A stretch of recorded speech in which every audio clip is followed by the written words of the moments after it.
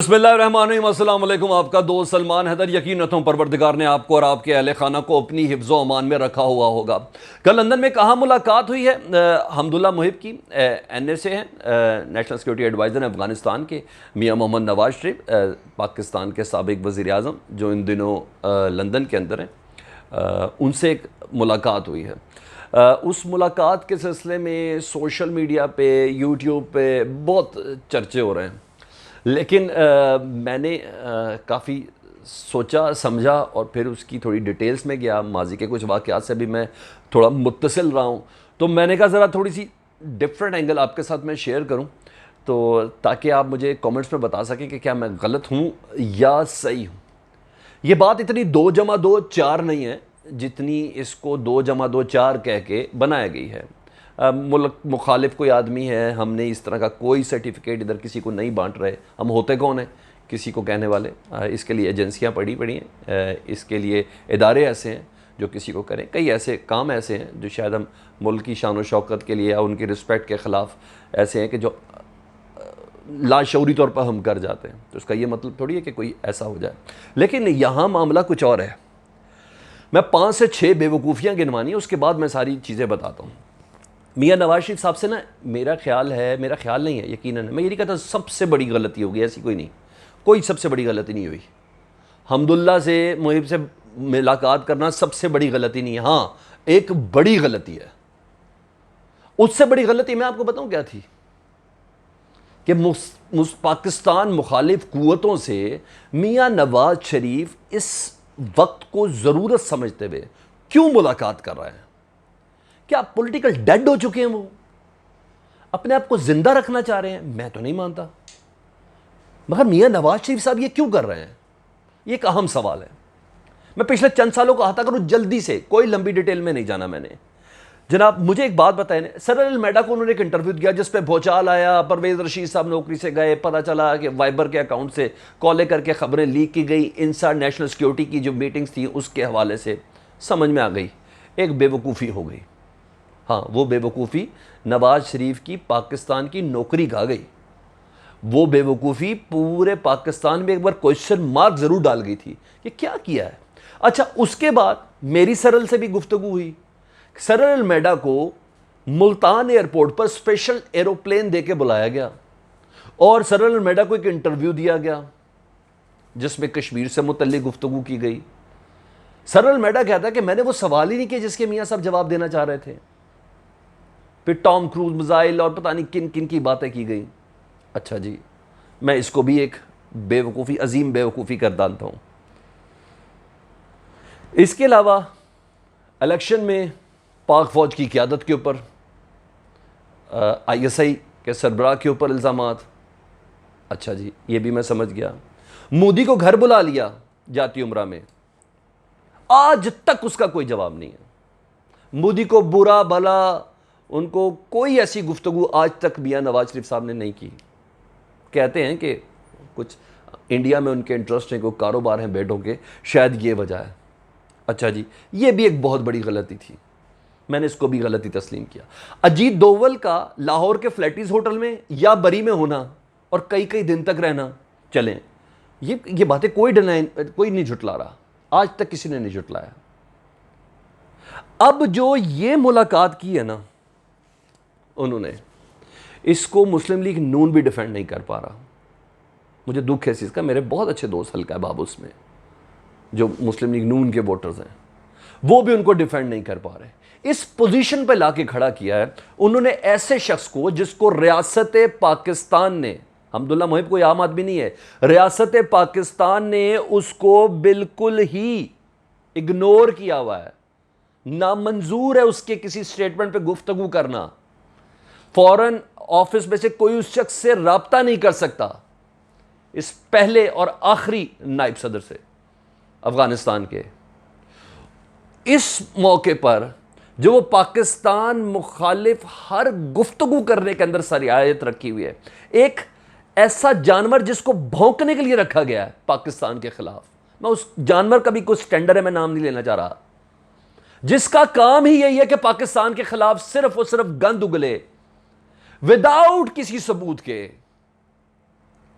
اس جانور سے ملاقات کر لی میاں محمد نواز شریف صاحب نے. یہ سٹینڈرڈ ہو گیا ان کا. آپ کشمیر کی مہم چلا رہے تھے نون لیگ کی اپنی صاحبزادی کے ساتھ مل کے, یہ اچانک آپ کو کیا ہوا؟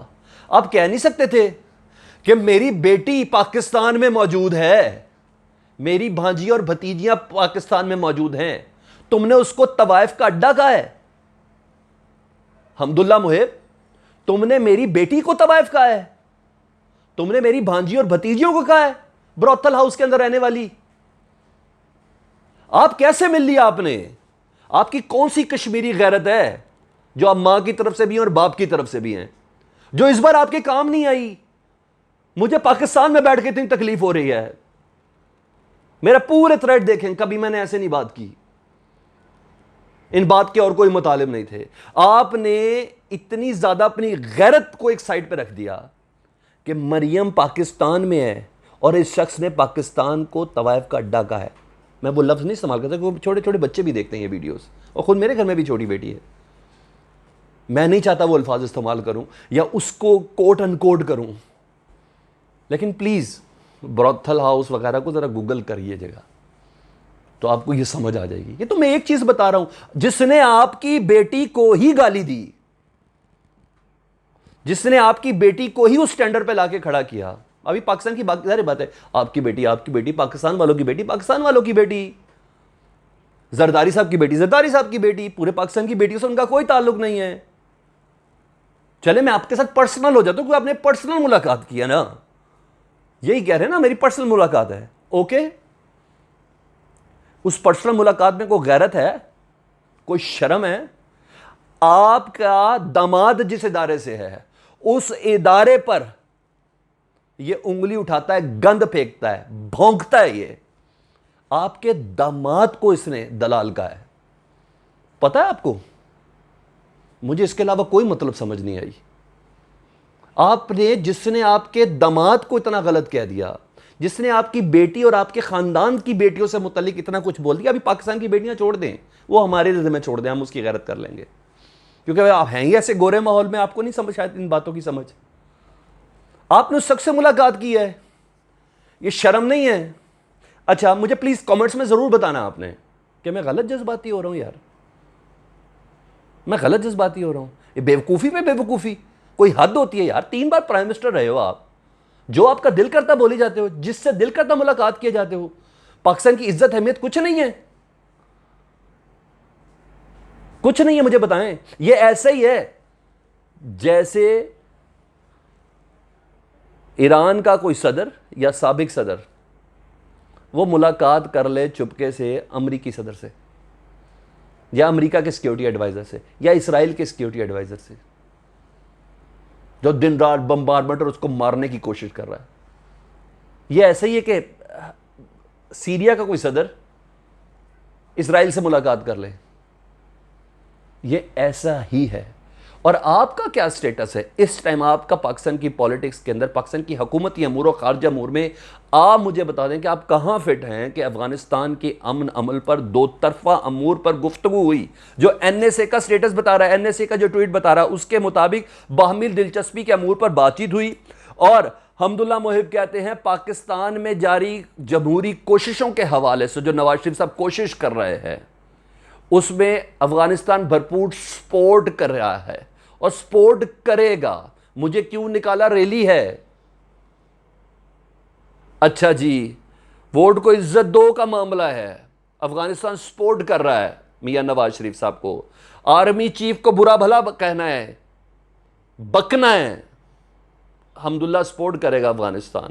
آرمی چیف کی کریکٹر اسیسینیشن کرنی ہے, آئی ایس آئی چیف کے اوپر الزام لگانے ہیں. یہ الزام لگانا ہے کہ دراصل ابھی کل سکائی نیوز کو انٹرویو دیا انہوں نے, محب اللہ نے. اس نے کہا پاکستان سے 10,000 جنگجو پہنچے ہوئے ہیں ادھر, جو طالبان کے ہم رکاب ہو کر افغان فوجیوں کو مار رہے ہیں, اور مزید ابھی 15,000 نے اور آنا ہے. ایسے شخص سے آپ ملاقات کر رہے ہیں. اچھا 2 منٹ کے لیے ذرا میں مان لیتا ہوں ایسے شخص سے آپ ملاقات کر رہے ہیں, تو اس کا مطلب ہے کہ امریکہ کو شکست پاکستان نے دی ہے 20 سال کی جنگ میں. نیٹو فورسز کو پاکستان نے شکست دی ہے 20 سال کی افغانستان جنگ میں، تو پاکستان تو بہت آگے ہو گیا پھر۔ میاں صاحب آپ نے ایسے بندے سے ملاقات کر لی، اب ذرا حمداللہ کی بھی بات کر لو نا، حمداللہ محب کی۔ وہ کہہ رہے ہیں کہ طالبان پاکستان کی جنگ لڑ رہے ہیں، میاں نواز شریف صاحب اس شخص سے مل رہے ہیں۔ اچھا جی، یعنی طالبان کا اپنا کوئی انٹرسٹ نہیں ہے، پاکستان کا یہ انٹرسٹ ہے، اس لیے جنگ ہو رہی ہے۔ 20 سال پاکستان ہی جنگ لڑتا رہا ہے، اور تمہارے فوجی ایک گولی نہیں چلا پا رہے، تمہارے فوجیوں سے اسلحہ نہیں اٹھ پا رہا، روز سینکڑوں کی تعداد میں سرنڈر کر رہے ہیں افغانستان کے فوجی طالبان کے آگے، trained by America and Turkey, اور تم پاکستان پہ الزام لگا رہے ہو۔ اچھا جی، پاکستان میں ہونے والی جمہوری کوششوں کو کہا جا رہا ہے اس کے خلاف۔ اچھا، میں نے ایک وہ چیز بھی بتانی تھی کہ مزید یہ ہے کہ پاک فضائیہ پہ الزام لگایا انہوں نے ابھی پچھلے دنوں کہ پاک فضائیہ کے نے ہائی الرٹ کیا ہوا تھا، جس کی بنا پر حملے کا خطرہ تھا افغانستان پہ، نہیں تو اسپن بولدک کے اوپر طالبان سے قبضہ چھڑا لینا تھا۔ پاکستان کی فضائیہ، پاکستان کی فوج، پاکستان کی ISI پہ جو الزام لگا رہا ہے، نواز شریف اس کے ساتھ بیٹھ کے گفت و شنید کر رہا ہے۔ مجھے سمجھ نہیں آ رہی وہ یہ کیوں کر رہے ہیں، مجھے نہیں سمجھ آ رہی۔ میاں صاحب ایک کے بعد ایک بیوقوفیاں کیوں کریں، اس کی کیا جسٹیفیکیشن دیں گے؟ طوائف کا اڈا، آپ کی بیٹی، چھوڑ دیں ساری چیزیں، پرسنلی کر دیں اس کو، پاکستان چھوڑ دیں آپ۔ پھر بھی یہ کیا آپ نے۔ ایک اور چیز آپ کے ساتھ شیئر کرنی ہے، اس فوج میں آپ کا داماد ہے جس فوج کو یہ گالیاں دیتا ہے، اور میں نے سنا فوجی مرتے دم تک فوجی ہوتا، آپ کے داماد کو گالیاں پڑ رہی ہیں۔ یہ فوج، یہ جمہوریت جس کی یہ دہائی دے رہا ہے، اس جمہوریت نے آپ کو 3 بار وزیر اعظم بنایا، یہ اس موقع پر یہ زخم لگا رہا ہے اور آپ اس سے ملاقات کر رہے ہیں۔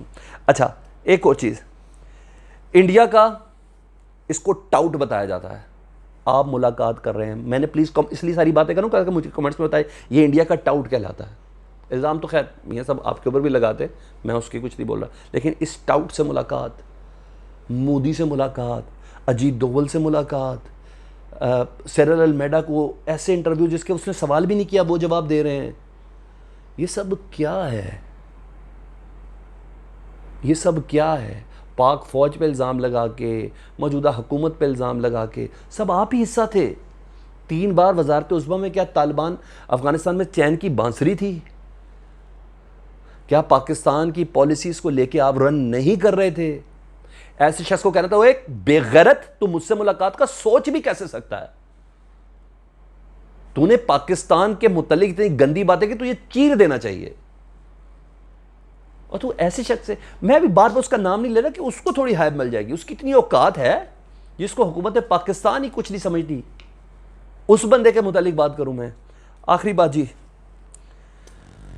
صرف اور صرف یہ کہوں گا کہ موجودہ وقت میں احتیاط کا دامن ہے۔ اگر پاکستان اس سینسٹیو پوزیشن پر ہے، پاک فوج اور ادارے اس سینسٹیو پوزیشن پہ ہیں، تو میرے خیال سے سیاسی جتنے رہنما ہیں ان کو کرنا چاہیے۔ ایک بار پھر سے اس جملے کے ساتھ اختتام کر رہا ہوں کہ میاں صاحب، آپ نے ایک بار پھر پاکستان کو ایک مشکل گھڑی پہ جا کے لا کے کھڑا کر دیا۔ ایسا لگ رہا ہے کہ پاکستان کی پالیسی کچھ اور ہے اور آپ کی پالیسی کچھ اور ہے۔ پلیز کامنٹس پہ مجھے ضرور بتائیے گا، چینل سبسکرائب کر دیں، بیل آئیکن دبا دیں، کامنٹس مجھے ڈیفینیٹلی ریکوائرڈ ہے۔ اللہم صلی علی محمد و علی محمد۔